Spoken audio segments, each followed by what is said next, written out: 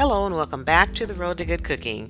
Today I'm making Applewood maple breakfast sausage links. Now I tried to make breakfast sausage links using sheep casings back in January, and it was a total disaster, as most of you know, because working with sheep casings is difficult and it's a pain in the butt to work with. Now I did not practice using sheep casings before I shot this video, so today we're going to be learning this together, and hopefully it will turn out better than it did in January. And I promise I won't do a whole lot of fussing and crying. Well, I can't promise that. So let's get started.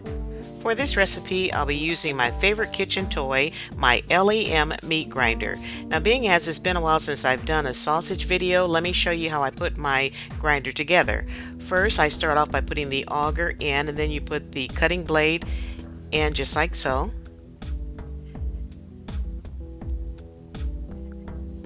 And on the bottom here, there's a little notch, and that's what you line up the grinding plate with, and I'm using a fine grinding plate. Just put it in just like so.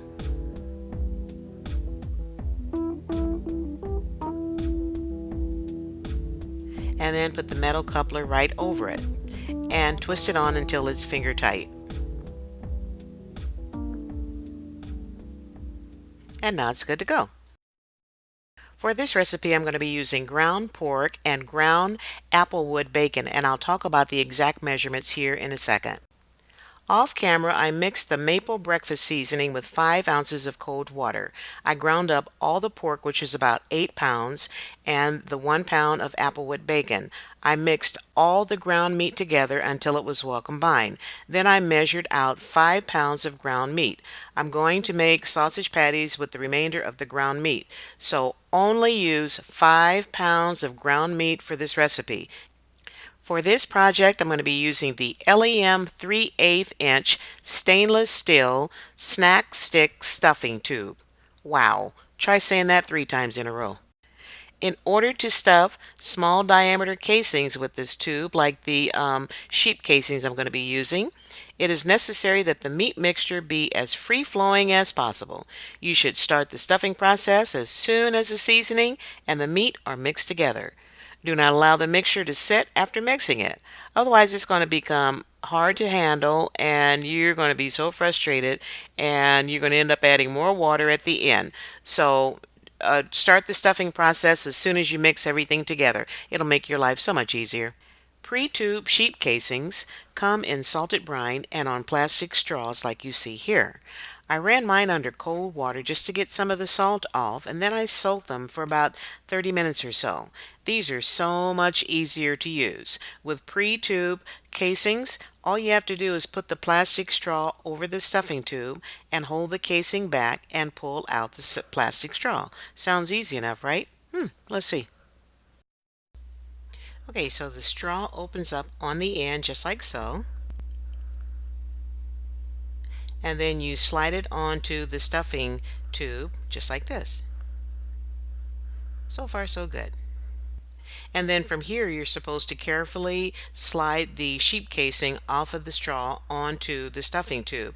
Now the problem I ran into this time, as I did in January, was that the sheep casing comes off okay in some spots, but then in other spots it kind of overlaps itself, and you'll see it in the next clip here coming up.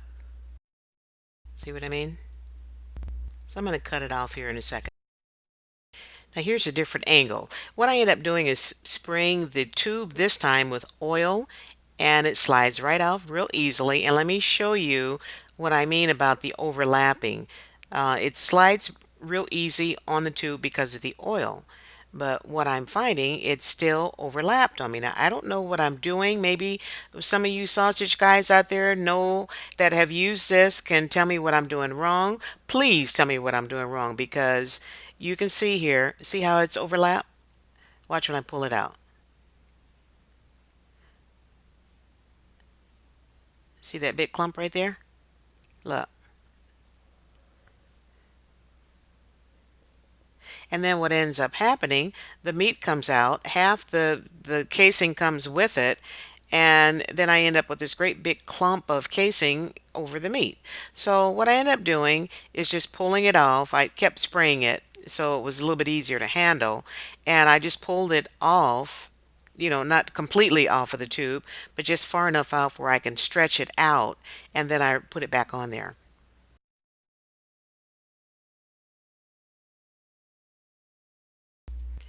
I got the sheep casing back on, and pardon my hand here for a second, but I'm starting it, and so far so good. I'm just going real slow and just taking my time so I won't have any blowouts. So far, it looks pretty good, doesn't it? I didn't get this far last time.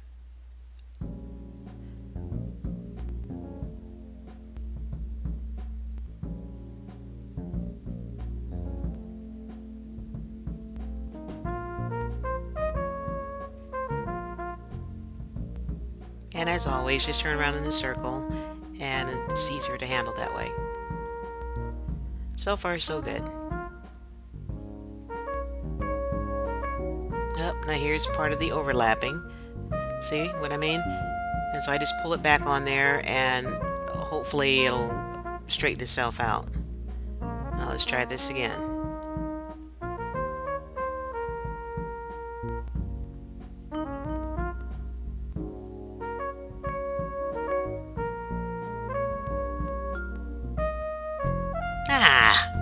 Okay, I got a blowout. No big deal. No big deal. I was holding my breath on that one. I'm going to take this off, and then I'll put it back in the canister, and I'll cut it off right about here, tie it off, and keep on going.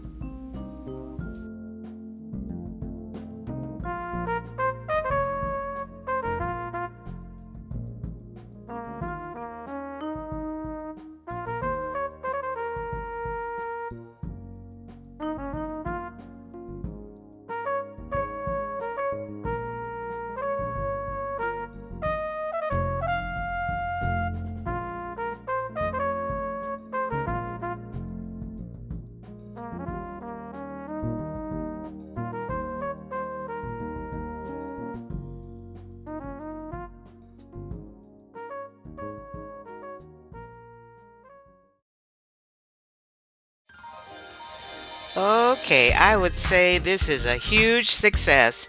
This project, I kid you not, I did not get this far last time, and I am doing my happy dance. I had a few mishaps, a few blowouts, no big deal. The overlapping issue, I will get that figured out, and hopefully you guys can send me some comments to let me know what worked for you and how you did it. So anyway, as always, thank you so much for hanging in there, and thank you so much for stopping by. And as always, please leave me a comment if you wish. Definitely hit that subscribe button and that bell so you'll know the next time I upload another video. And as always, share my link with everyone you know in the universe. You guys are amazing. Thank you so much for hanging in there with me, and hopefully I didn't embarrass myself too bad. Until next time, see you again soon.